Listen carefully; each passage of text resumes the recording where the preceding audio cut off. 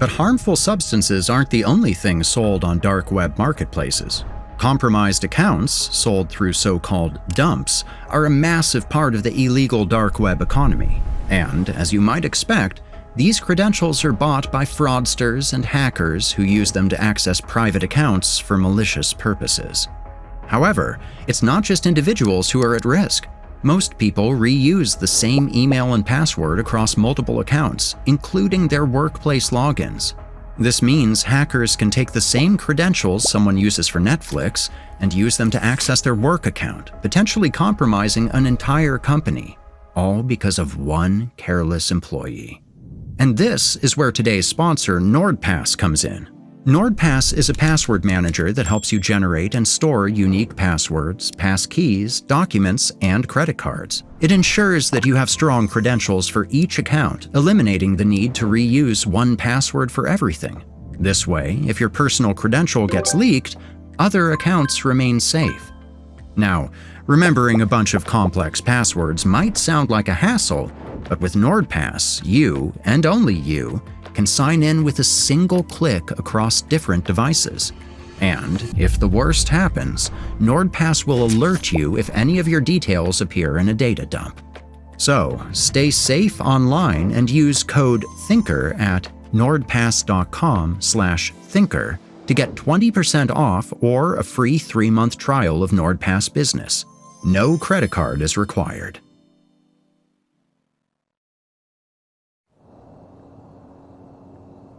March 1st, 2017, Staten Island. It's early in the morning, and agents of the New York Drug Enforcement Strike Force have 4.5 kilos of MDMA tablets in their car. They're on the way to an abandoned house where they deposit the package and tell the U.S. Postal Inspection Service to confirm the deposit on their systems. Then they wait until someone comes to pick up their package. A few hours later, a man arrives at the home and picks up the package.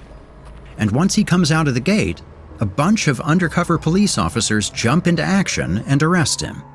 The man is identified as Anthony Coronati, a name that is interestingly also associated with a fraud case from 2014, where someone called Anthony Coronati and also from Staten Island was operating a hedge fund called Bid to Ask LLC.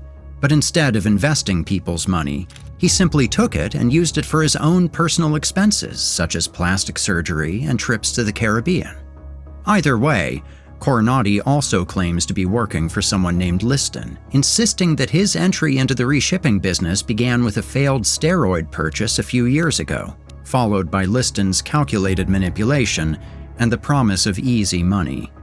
Interestingly, he mentions that he purchased the steroids via the clear web and initially contacted Liston not through Onion emails, Wickr, or PGP-based messages, but through a bodybuilding forum on which Liston gave the email listonishere@gmail.com as a contact method. You see, I was able to find some profiles of Liston on dark web market databases, and on his Silk Road 2.0 profile he lists an Onion email address, indicating that the Gmail Coronati gave to the authorities was something created by Liston before he even knew how to properly hide his identity through anonymity-based protocols. This means that, thanks to Coronati's email, the police now had a direct link to whoever was behind the Liston usernames.